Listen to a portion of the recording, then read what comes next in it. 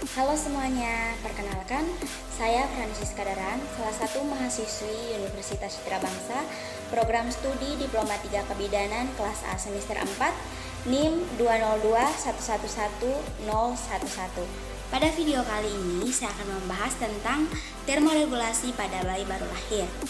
Di sini ada 4 poin yang akan saya bahas, yaitu yang pertama tentang prinsip umum termoregulasi, yang kedua tentang pengukuran suhu tubuh, yang ketiga cara menghangatkan dan mempertahankan suhu tubuh, dan yang keempat tentang bonding attachment. Baik, sebelum masuk ke pembahasan lebih lanjut, perlu kita ketahui apa itu pengertian dari termoregulasi sendiri. Nah, termoregulasi ini merupakan kemampuan untuk menyeimbangkan produksi panas dengan kehilangan panas yang bertujuan untuk mempertahankan suhu tubuh agar tetap berada dalam keadaan yang normal. Nah, setelah mengetahui apa pengertian dari termoregulasi, kita langsung saja masuk ke pembahasan pada poin yang pertama, yaitu tentang prinsip umum termoregulasi. Pada bayi baru lahir, mekanisme pengaturan suhu tubuh belum efisien dan masih sangat lemah, sehingga sangat penting untuk mempertahankan suhu tubuh bayi agar tidak terjadinya kehilangan panas pada bayi. Kenapa demikian? Karena apabila terjadinya kehilangan panas pada tubuh bayi, maka bayi akan kedinginan. Nah, di saat bayi kedinginan, bayi ini dapat mengalami hipoglikemia, hipoksia, dan juga asidosis. Hipoglikemia ini merupakan penurunan kadar gula darah, kemudian hipoksia merupakan kurangnya oksigen di dalam jaringan tubuh, dan juga yang ketiga yaitu asidosis, yakni terjadinya penumpukan asam di dalam darah. Nah, karena bayi kedinginan atau terjadinya kehilangan panas pada bayi dapat menyebabkan hal-hal tersebut, sehingga pencegahan terjadinya kehilangan panas pada bayi ini merupakan prioritas yang utama yang harus dilakukan oleh seorang bidan untuk meminimalisir terjadinya kehilangan panas pada tubuh bayi. Adapun mekanisme kehilangan panas pada tubuh bayi, yaitu ada evaporasi, konduksi, konveksi, dan juga radiasi. Kita lihat yang pertama, yaitu evaporasi. Nah, evaporasi ini merupakan kehilangan panas pada tubuh bayi diakibatkan karena terjadinya penguapan air pada tubuh bayi. Contohnya, pada saat melahirkan atau setelah melahirkan, bayinya tidak segera dikeringkan. Kemudian contoh yang kedua yaitu memandikan bayi terlalu lama dan bayinya tidak segera dikeringkan dan diselimuti atau diberikan pakaian yang hangat. Mekanisme yang kedua adalah konduksi. Konduksi ini merupakan perpindahan panas akibat paparan langsung kulit dengan benda-benda yang ada di sekitarnya. Contohnya, menimbangkan bayi tanpa adanya alas penimbang. Kemudian yang kedua, di saat tangan kita dalam posisi basah, kita langsung menyentuh bayi. Kita tidak mengeringkan terlebih dahulu, tetapi kita langsung menyentuh bayi. Contoh yang ketiga adalah melakukan pemeriksaan pada tubuh bayi menggunakan stetoskop yang dingin. Mekanisme yang berikut adalah konveksi. Konveksi ini merupakan kehilangan panas pada tubuh bayi akibat tubuh bayi ini terpapar dengan udara yang dingin. Contohnya, meletakkan bayi di dekat jendela atau pintu yang terbuka. Nah, di pintu atau jendela yang terbuka ini biasanya merupakan tempat keluar masuknya udara. Nah, udara dingin ini akan menyebabkan terjadinya kehilangan panas pada tubuh bayi. Contoh yang kedua adalah meletakkan bayi di dalam ruangan ber-AC atau ruangan yang mempunyai kipas angin.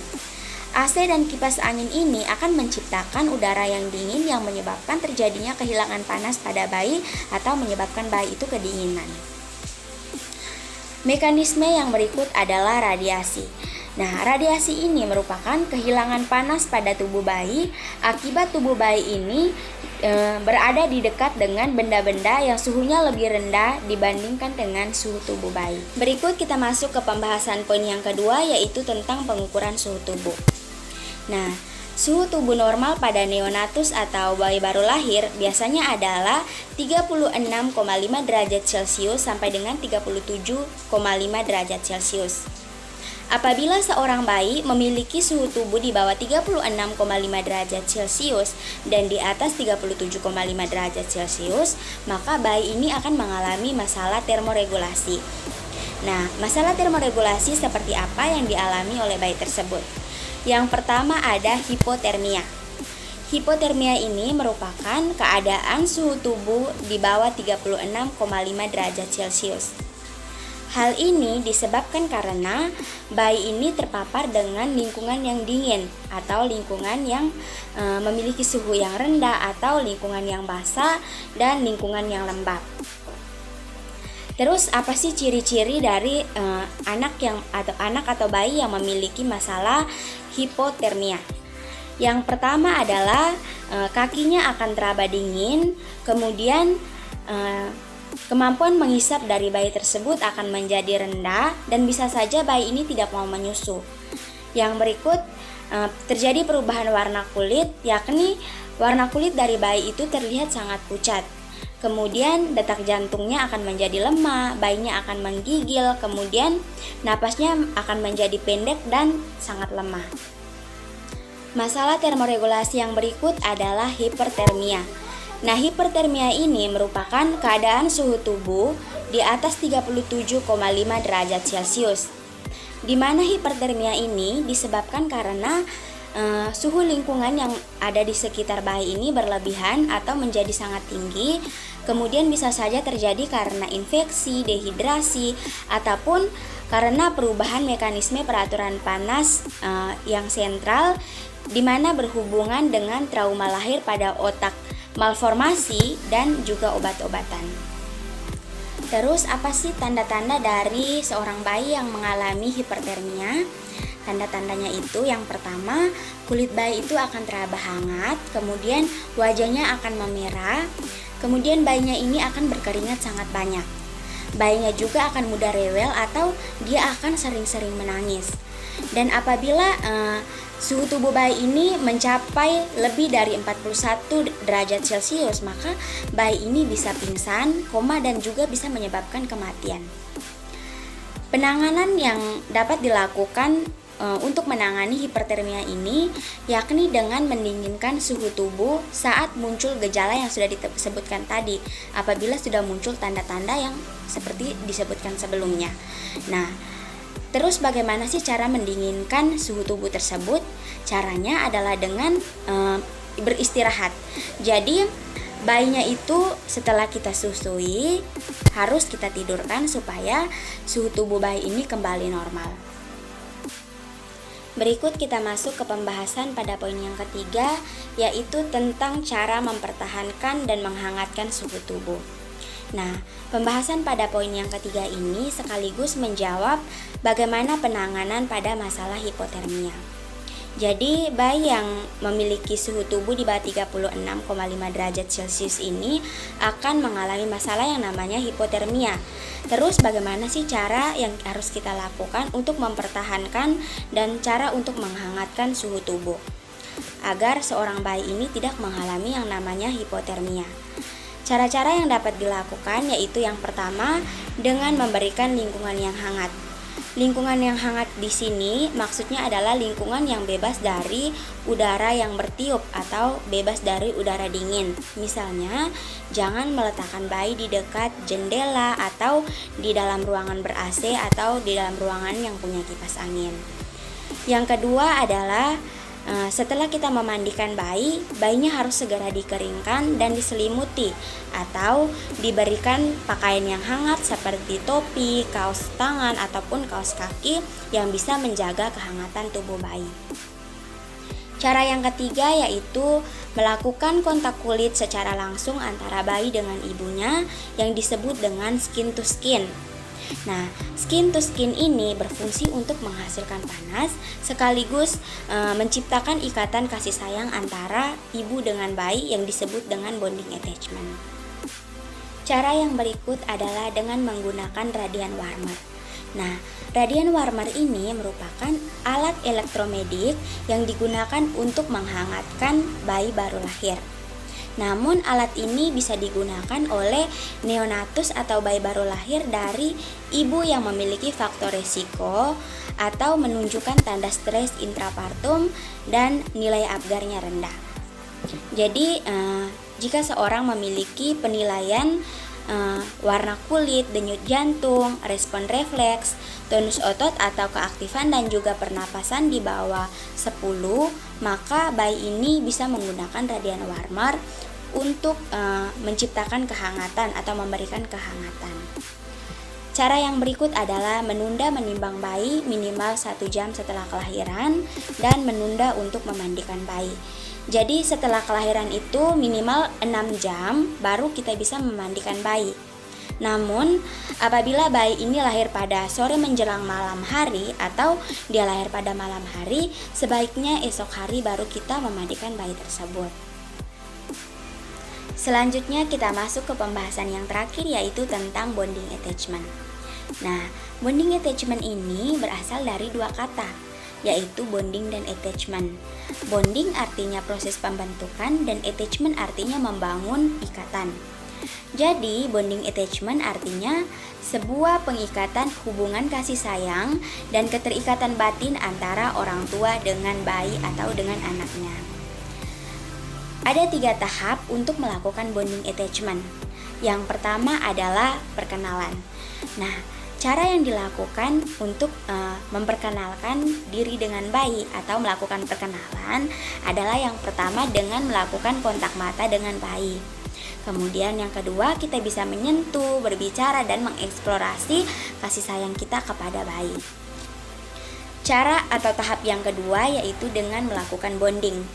Bonding ini merupakan proses pembentukan kasih sayang antara ibu dengan bayinya. Dan yang ketiga adalah attachment. Attachment ini merupakan perasaan sayang yang mengikat bayi dengan ibunya. Selain tahap-tahap dalam melakukan bonding attachment, adapun elemen-elemen dalam bonding attachment.